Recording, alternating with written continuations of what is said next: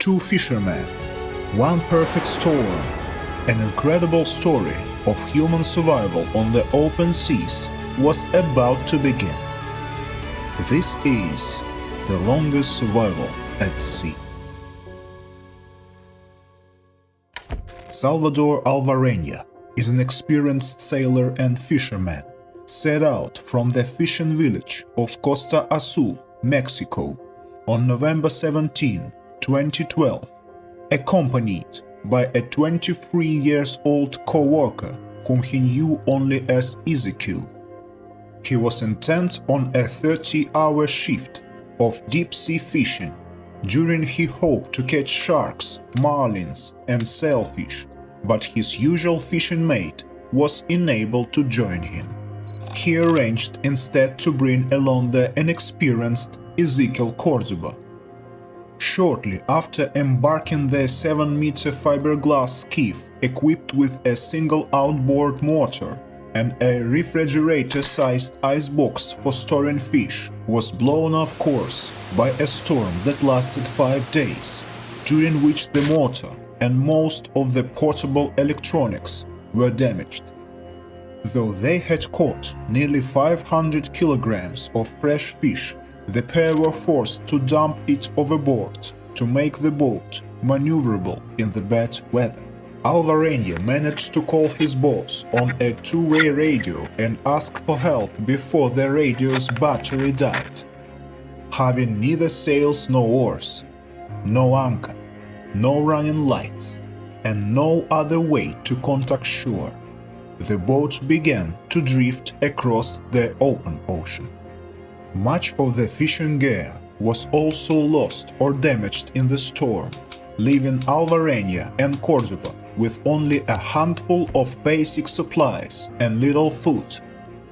The search party, organized by Alvarenga's boss, failed to find any trace of the missing man and gave up after 2 days because visibility was poor. As days became weeks, Alvarenga and Cordoba learned to scavenge their food from whatever sources presented themselves.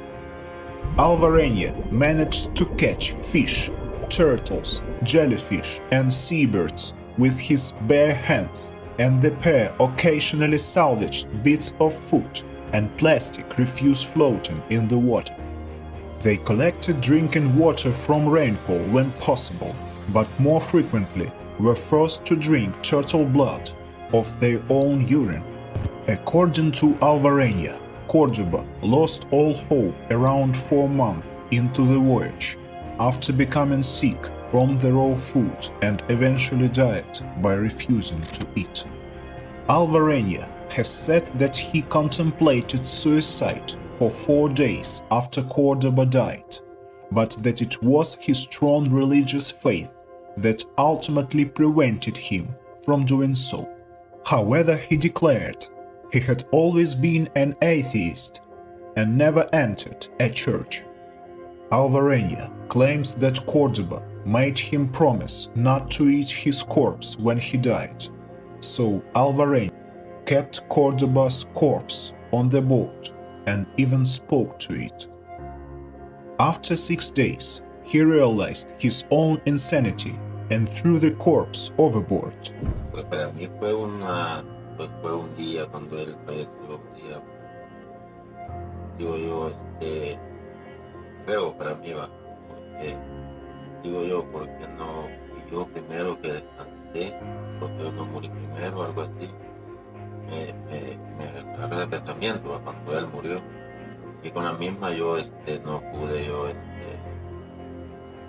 podía evitar quedarme solo sin hablar con nadie. Ya hablaba yo siempre lo anduve muerto como unos 8 días quizás, siempre hablaba yo con él y algo así. Alvarenga also stated that, while at sea, he frequently dreamed about his favorite foods, as well as his parents. Alvarenga claimed to have seen numerous transoceanic container ships while drifting along, but was unable to solicit help. He kept track of the time by counting the phases of the moon. After counting his 15th lunar cycle, he spotted land a tiny, desolate islet, which turned out to be a remote corner of the Marshall Islands.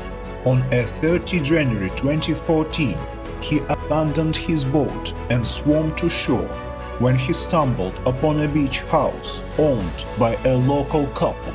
Alvarenga's journey had lasted 438 days.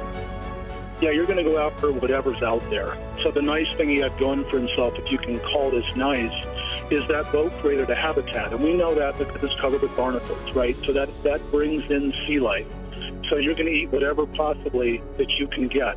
And that's pretty much what's on the menu out there. As far as drinking your pee, that's always a bad idea. He survived despite doing that. Because there's saline, there's salt in urine, there's salt in ocean water. So that's a no-no, but the bottom line is the guy lived, and if this story is true, it is completely amazing. After 11 days in the hospital, Alvarenga was deemed healthy enough to return to El Salvador.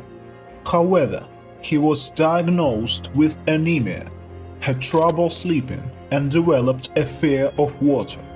In 2015, he gave a series of interviews about his ordeal to the journalist Jonathan Franklin, who published his story as the book 438 Days, an extraordinary true story of survival at sea. Shortly after the release of Alvarenga's book, the family of Ezequiel Cordoba sued Alvarenga for $1 million, accusing him of cannibalizing their relative in order to survive. Despite their pact, the Cordoba would not be eaten after death. Alvarenga's lawyer has denied this accusation.